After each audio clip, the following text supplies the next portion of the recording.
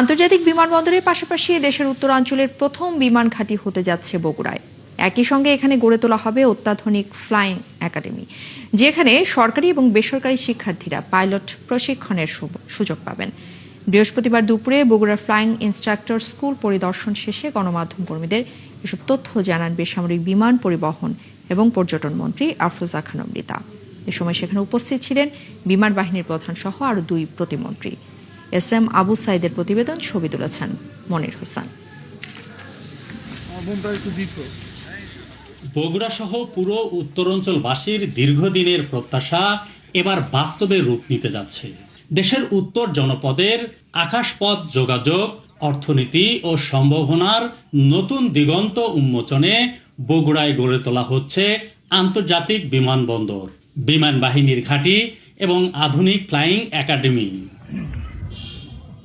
Bogura flying instructor school পরিদর্শন শেষে বিমান বাহিনীর প্রধান air chief marshal Hasan Mahmud Khan বলেন, কৌশলগত দিক থেকে বগুড়ার গুরুত্ব বেশি। মাননীয় প্রধানমন্ত্রী আর বর্তমান সরকার আমাদের এখানে একটা বিমান বাহিনী ঘাঁটি করার জন্য যে প্রাথমিক অনুমোদন সেটা আমাদেরকে দিয়েছেন, আলহামদুলিল্লাহ। এবং এখানে আমরা অচিরেই আমাদের বিমান বাহিনী ঘাঁটি প্রস্তুত করার ব্যবস্থা করব। বেসরকারি বিমান পরিবহন ও পর্যটন মন্ত্রী আফরোজা খানম রিতা বলেন, উত্তরাঞ্চলে আন্তর্জাতিক বিমানবন্দর না থাকায় প্রধানমন্ত্রীর প্রতিশ্রুতি বাস্তবায়নে বগুড়াকে অগ্রাধিকার দেওয়া হচ্ছে।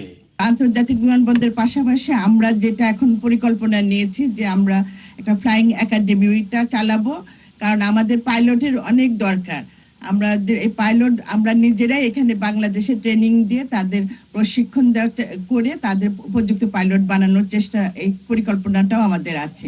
ফ্লাইং ইনস্ট্রাক্টর স্কুল পরিদর্শন শেষে গণমাধ্যমের সঙ্গে কথা বলেন বেসরকারি বিমান পরিবহন ও পর্যটন প্রতিমন্ত্রী এম রশিদুজ্জামান মিল্লাত। কথা বলেন স্থানীয় সরকার, পল্লী উন্নয়ন ও সমবায় প্রতিমন্ত্রী মীর শাহে আলম।